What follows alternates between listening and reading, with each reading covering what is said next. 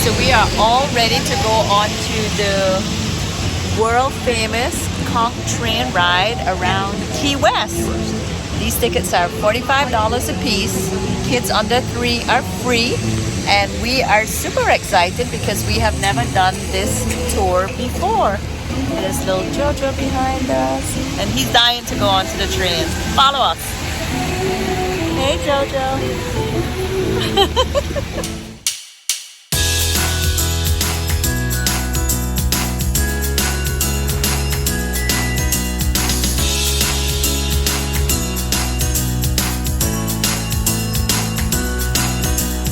Taking my chances along with my dreams. Key West is the southernmost city in the United States. Key West is famous for Duval Street with its many bars, Mallory Square for its nightly sunset celebration, the Ernest Hemingway Home and Museum, and many other attractions. So follow us for a tour on the world famous Conch train and a tour of Key West.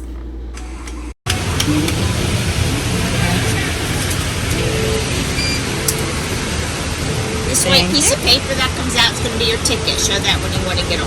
Okay, perfect.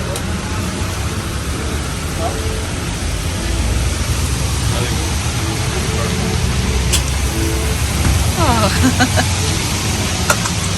You're all set.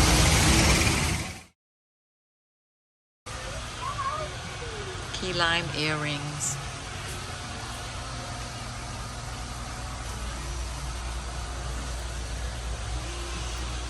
Living in an RV, we don't have a lot of space for souvenirs, but I always visit a gift shop so that I can bring home a magnet. We collect magnets from every place we visit. So this is the one thing that is very RV friendly, is a fridge magnet.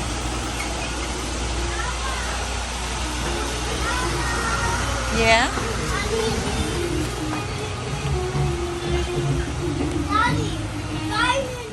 This adventure is extra special, having our son and his family visiting us. The island when we stop, letter B, that would be at the intersection of Truman Avenue and Duval Street. So if you decide to hop off there to get you close to the Hemingway home, the Key West Lighthouse, the southernmost point, and the mile marker 0 sign, including the estate park, Fort Zachary Taylor. Yeah, we'll be there about 4:30 into, 15 minutes into the tour. We'll be there at 4:30, you guys. Again, if you decide to hop off, that will conclude the tour. And we're only there for a brief moment. Now on the way to see the beautiful island of Key West. Ho, ho, ho, and away we go.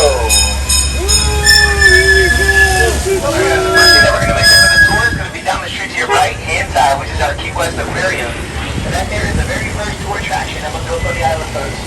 Aquarium was built in 1931. So when we get back, we'll just go there. 1935, dedicated to build a Olive Cool and promoting tourism to attract visitors to the island to help our failing economy.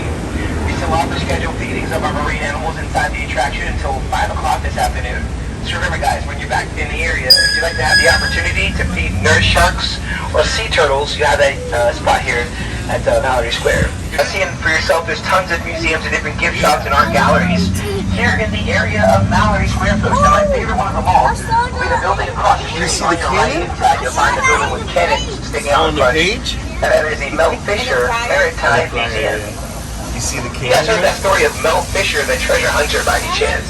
That's actually a very impressive discovery going back in time to the year 1622. There's one of Spanish treasure galleons known as the Señora de la Viejota and Santa Margarita. They sank about 30 miles west of the island. After searching for 30 long years, and Mel Fisher telling his crew members each day as they searched, "Today's the day." Finally, 1985, Mel Fisher and his crew members found the mother lode of the Atocha. And that contained about $500 million treasure items that included $60 million worth of exquisite emeralds and about $200 million worth of gold bars. Again, one very impressive discovery. How familiar you all will never take to Key West, folks, but it can be quite brutal and quite lengthy as well. We're going to get into that a little bit later and tell you the history of why the lighthouse is so closer inland compared to the earlier days. Now on the island, we have always been considered a large Navy supporting town here in Key West, folks. In fact, in the Florida Keys, we have 4 naval stations. There's 3 of them here on the island. The 4th is your air base. It's about 7 miles north of the island of Conch. Again, going back to the 1800s during the shipwreck industry is very well known as the pirate republic was terrorizing, even controlling the shipping lanes of the Caribbean waters. It was naval officer Commodore David Porter that was to assign a group of fast, maneuverable boats to the closest U.S. port in the Caribbean to fight off the pirates found in the surrounding waters, and that just so happened to be Key West. We'll talk more of the Navy's presence a little bit later in the tour. However, the presence of the Navy has been felt here on the island throughout World War I and II, the Spanish-American War, the Cuban Missile Crisis, the Vietnam War, and the Korean War. I don't know if we have any active naval service members on the train today, or any retired naval veterans, but anyone that serves in any branch of the nation, of course, doesn't matter what type of military branch it is, they are heroes of the country, folks. Here on the Conch train, we like to give those heroes a little salute. Anchors away.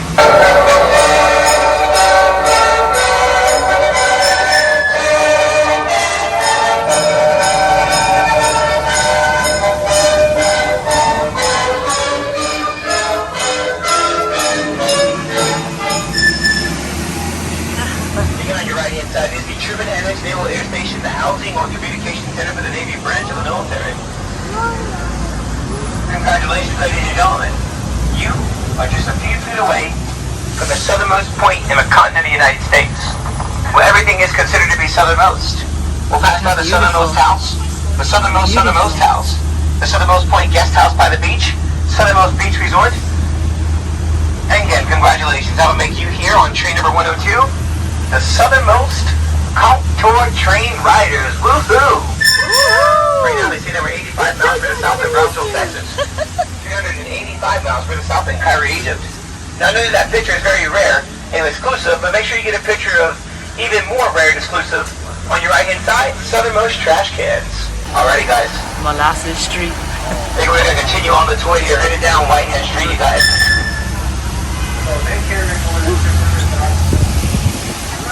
In a moment, we'll be passing by the entrance into President Truman's Little White House Museum.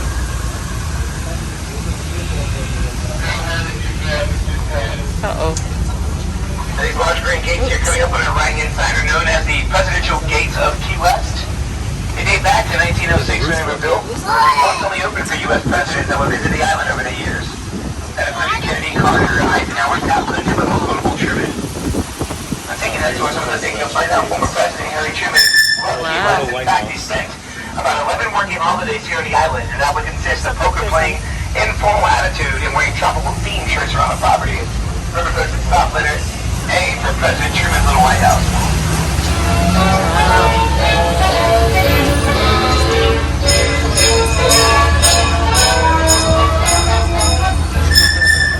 So this tree here is something that I noticed is absolutely massive, guys. Take a look into your left-hand side. You'll find a grand member of the ficus family known as a unique banyan tree, forming in between the 2 vacation rental spots, stretching over the driveway, landing onto the other property there. So those aerial roots you see dangling at the top, when they become strong enough, they attach themselves to another part of that tree or the ground, again forming an entire new trunk. Wow. That's the largest banyan tree on the island. Fun fact. The largest banyan tree in the world, recorded in Madagascar. The length of it grew to be 6 acres long, quite the impressive size. So if you're looking for anything like that today, in the form of an attraction, remember you have the Botanical Garden in Stock Island. You have the Garden Club in West Martello, the Secret Garden scattered throughout the island, and the Butterfly Nature Conservatory. Right there too. Ladies and gentlemen, to your right-hand side, you'll find the mile marker 0 sign, the official beginning and end of Romulus 1. Now when you come to your station, the sign as we pass by, a.k.a. get it while it's hot. Well, that sign might not be there later in the picture. Infamously, is known as the most stolen sign on the island. Let's see how many roosters So remember, we see in Key here West. in Key West, we're known as the Conch Republic. Welcome to the Conch Republic. Is this anyone's first time here on the island by any chance? Show of hands. Welcome to the southernmost city, you guys. Now folks, remember, all of the locals here, they are known as Conchs. That's a nickname they gave one another. It's either Conch or Cuzzy Bubba. Now folks, remember, if you're born on this island, you're known as a saltwater Conch. If you go to Key West, you live here for 7 years, you become known as a freshwater Conch. Yo, what's good, Fred? I'm a 4th generation saltwater Conch, you guys. I've lived here my entire life. Now this is the part of the island I grew up in. It's known as Bahama Village. The area was originally settled in the mid-1800s by the Bahamians that would work in Key West's really lucrative industries. Salt mining, shipwrecks, punching, and the tobacco industries as well. On your left-hand side, you'll find some beautiful summertime decorations on the cottage-like bungalow known as the Shotgun House. We'll show you some more of these small cottage-like bungalows around the island. Beautiful decorations there.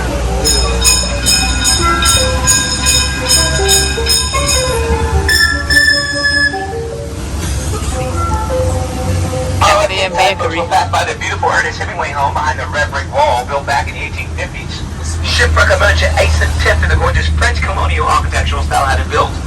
Later purchased in 1931 by Hemingway and his wife Pauline. Actually, if you take the tour, you'll find out this house was given to them as a wedding gift by Pauline's uncle Gus. I want a wedding. I wish I had an uncle named Gus. Now on that property, you'll find expansive, beautiful gardens. First swimming pool built on the island. And also some descendants of Hemingway's six-toed cats still on the property. Hemingway lived there for 10 years on the island, you guys. That's right. On the writer's studio, second floor of the building, he wrote the memorable novels. That was The Habit of Not, Snows of Kilimanjaro. And remember to keep your body parts inside the train car, or you may end up with a farewell to arms. Now, folks, if you're going to get back here, it's going to be stop B, one block down the street, gets you to the Key West Lighthouse Museum and the Ernest Hemingway home.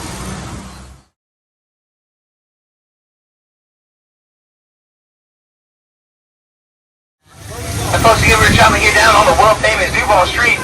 You're going to find about 117 bars on this 14-block road. 117. Many of them stay open until 4 o'clock in the morning. Remember, if you're looking for the smallest shot or the smallest drink with the smallest bartender, you'll find it at the smallest bar, folks, just on your right-hand side there. Yeah.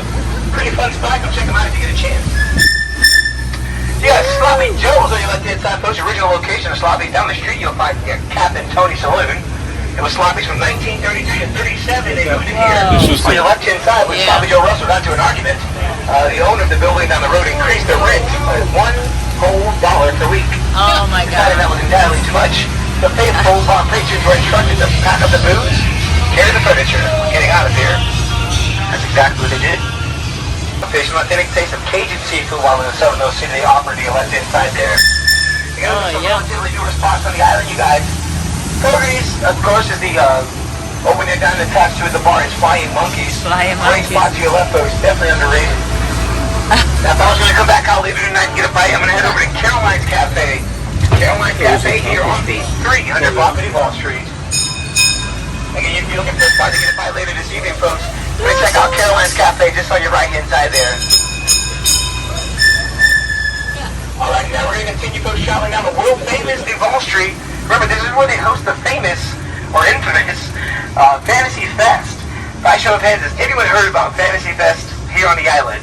Folks, remember, that starts the last week of October. In the earlier days, between pirates and sailors. No more scary fights in that building, but they say the prices are quite terrifying inside that building. So you better be careful with that. Now, the fights inside the building will break out between pirates and sailors. They spent weeks, if not months, on the sea. Arriving back to the island deprived of their women, wine, and whiskey, they would overindulge at the Red Doors, as it once operated as a brothel, returning to the island. They said, again, the fights were so brutal, before you would enter, you were searched for weapons. If you didn't have one, they gave you one at the entrance to ensure you a fair fight. Hey, musician Jimmy Buffett, he once lived in a small apartment above the Red Doors here on Caroline Street. Jimmy Buffett visits this island quite often, by the way, you guys. He has his own professional recording studio here, Margaritaville, the restaurant, and Margaritaville, the resort off of South Roosevelt Boulevard. Well, while he stayed here, folks, apparently Jimmy Buffett had a run-in with some woman on Caroline Street who was having a rough day. He ended up using that woman's rough day as his musical inspiration, again writing some song about a woman going crazy on Caroline Street. There's a woman going crazy on Caroline Street, stopping every man that she does meet. Saying if you be gentle, if you be sweet, I show you my days on Caroline Street. Alright guys, again, this is Caroline Street that we're traveling down. Better known as Millionaire's Row in the early days of Key West. Oh man, Millionaire's Row in Key West. It's where some of the wealthiest settlers lived in the earlier days. In fact, one of them was Captain William Curry. Coming up on our right-hand side, folks, we'll pass by the Curry Mansion. Creates a bed and breakfast. 20 bedrooms inside this beautiful mansion. Said to have been rebuilt in 1906 at the cost of $12,000. Captain William Curry first came to Key West in 1837 from the Bahamas at the time in search of wealth and fortune, which he obtained through the mercantile wrecking industries. 117 bars on Duval Street, folks. You got to be careful going into any of these bars. You never know what you're going to get yourself into. We went to this Well, one. look up top, folks. You see the rooftop bar? Yeah. You're in the Garden of Eden. Well, remember, the Garden of Eden is a clothing optional bar at the rooftop. They say that rule became necessary with the humidity in the summer. Again, there's just some things you cannot unsee while on the island. Be careful headed up to the Garden of Eden. In front of you, folks, we have Mallory Square. Again, this is stop letter A, where we will be concluding our tour. I don't know if you heard about the sunset celebration, but that's going to be taking place just at the back at Mallory Square Pier. Again, the sunset celebration should be starting in about less than an hour. They start about 6 o'clock. They're going to set up shop at the Sunset Pier, folks. Go check them out if you get a chance. Hey, that's going to wrap it up with me today with Danilo, that's your tour guide on engine number 102. I'd like to leave you, folks, since we here in Key West are our own nation as the Conch Republic. I want to give you guys what we call the Key West National Anthem. Thank you very much, everyone.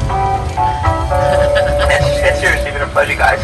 Tell your family and friends, come back and see us if they get a chance to ride aboard the Old Town Trolley or the world famous Conch Tour train.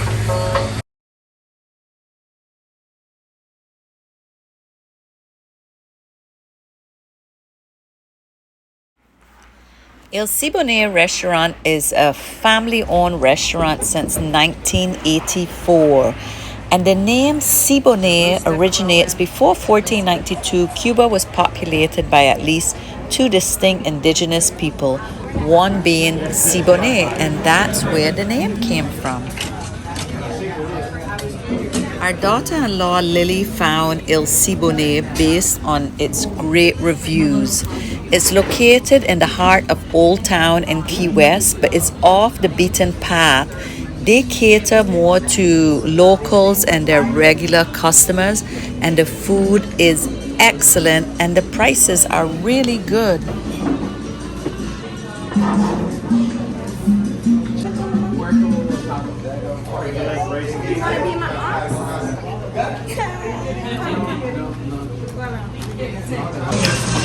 This bread is simply amazing. When in Key West, we had to try the Key West beer, which was really good.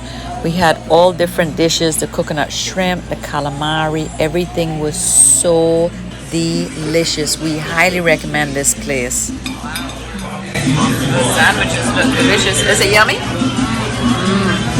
Good, Joey?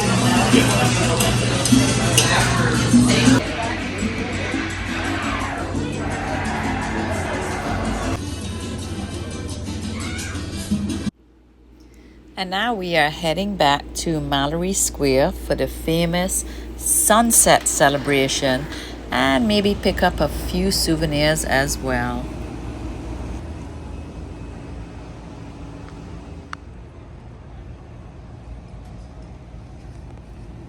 The historical military memorial is located right in the heart of Mallory Square.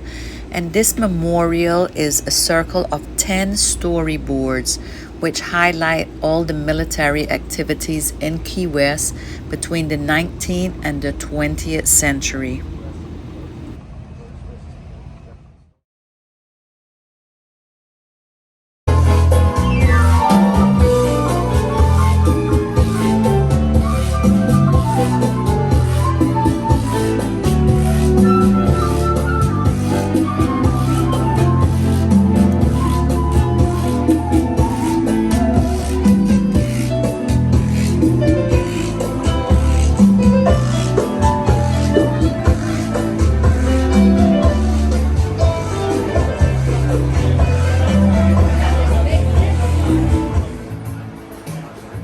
El Maison de Pepe, right in the heart of Mallory Square. They make up like the most delicious mojitos. But a warning, they are pretty strong and they're really big, but super delicious.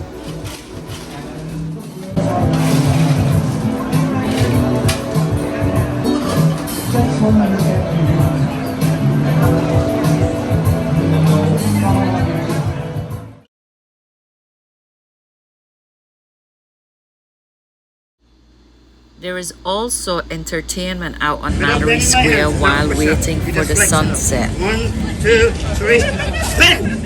Okay, now, have you done this before? Never done it?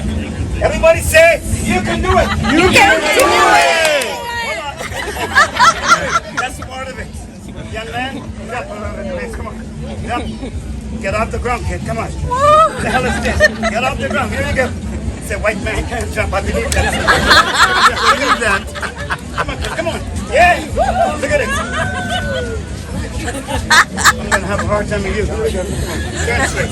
Good. I know you're a big boy. Let's go. Good. Watch me carefully. Without, everybody watch. Without bending your hands. I want you to do this. Watch me first. 1, 2, 3. Let's go.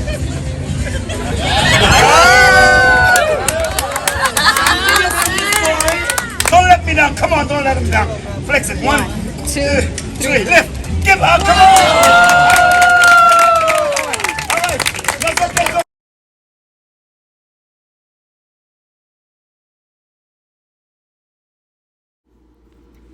And now for the main event, what we have been waiting for. Well, not that, but that was good.